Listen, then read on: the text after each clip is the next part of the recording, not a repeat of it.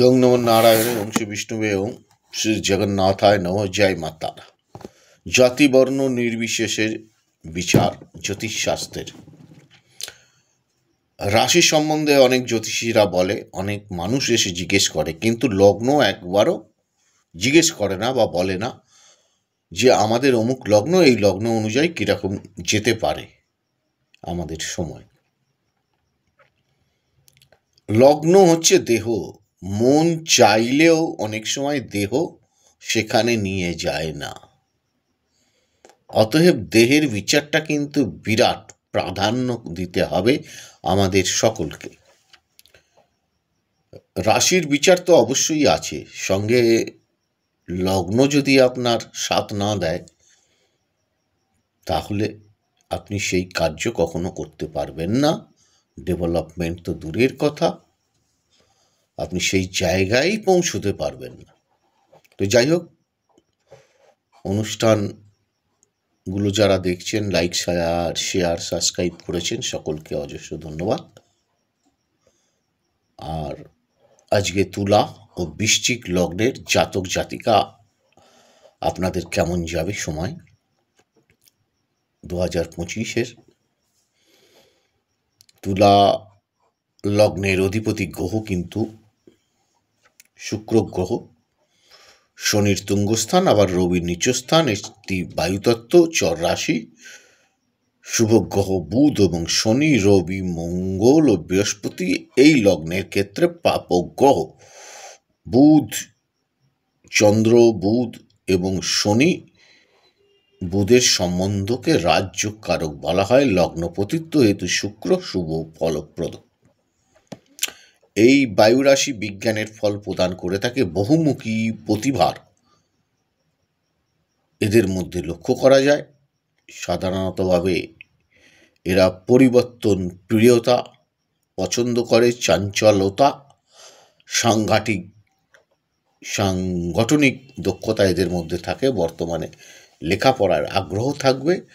পরীক্ষামূলক তদানুরূপ ফল বিশেষ সেরকমভাবে পাবে না। বৃহস্পতির যদি শুভ জায়গায় অবস্থান করে তাহলে অবশ্যই সেই শুভ ফল পেতে পারে এই জাতক জাতিকারা। তো মোটামুটি যারা শিক্ষার মধ্যে রয়েছেন, ব্যবসার মধ্যে রয়েছেন, তাদের ক্ষেত্রে খুব যে খারাপ যাবে তা নয়। একটু শারীরিক বিপর্যয়টা দেখা দিতে পারে, সেটা ওভারঅল মার্চের পর, তার আগে নয়। এইবার দেখা গেল জন্মকালীন যদি আপনার শারীরিক জায়গাটা ষষ্ঠ, দ্বাদশ, অষ্টম স্থান এবং লগ্নপতি যদি গণ্ডগোল থাকে, তাহলে শারীরিক দুর্বলতা 2025 কেন সারা জীবনই লেগে থাকবে। দশার উপরে নির্ভর করবে, সেখানে যদি পাপ গ্রহের দশা চলে।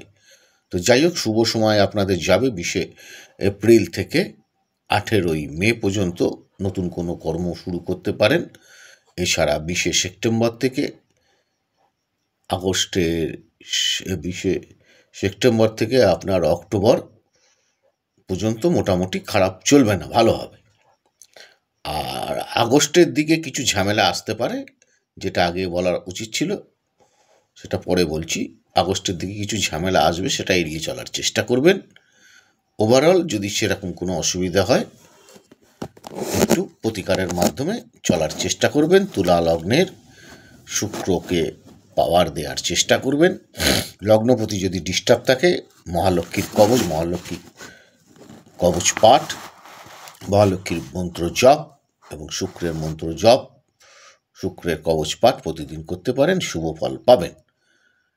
এবার বৃশ্চিক লগ্ন, এটি অধিপতি হচ্ছে এখানে মঙ্গল, চন্দ্রের নিচস্থান, কিন্তু এটি একটি জলতত্ত্ব প্রধান রাশি, স্থির রাশি। শুভ গ্রহ চন্দ্র, বৃহস্পতি, বুধ, শুক্র, শনি এই লগ্নের ক্ষেত্রে পাপক গ্রহ। রবি ও চন্দ্রের সম্বন্ধে রাজ্য কারক হয় মঙ্গল।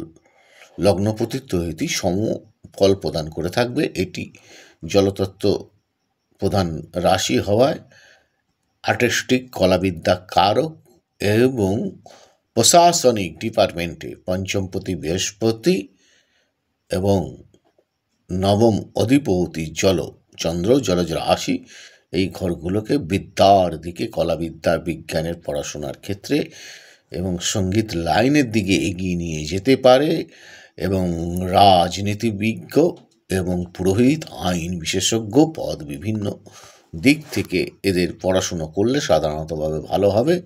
লেখাপড়ার একটু অমনোযোগিতা এবছর দেখা দিতে পারে। শুভ সময় মার্চের শেষ ভাগ হইতে অক্টোবর পর্যন্ত চলবে এবং ওদিকে নভেম্বর থেকে মোটামুটি একটু ভালো যাবে বলে আশা করা যায়।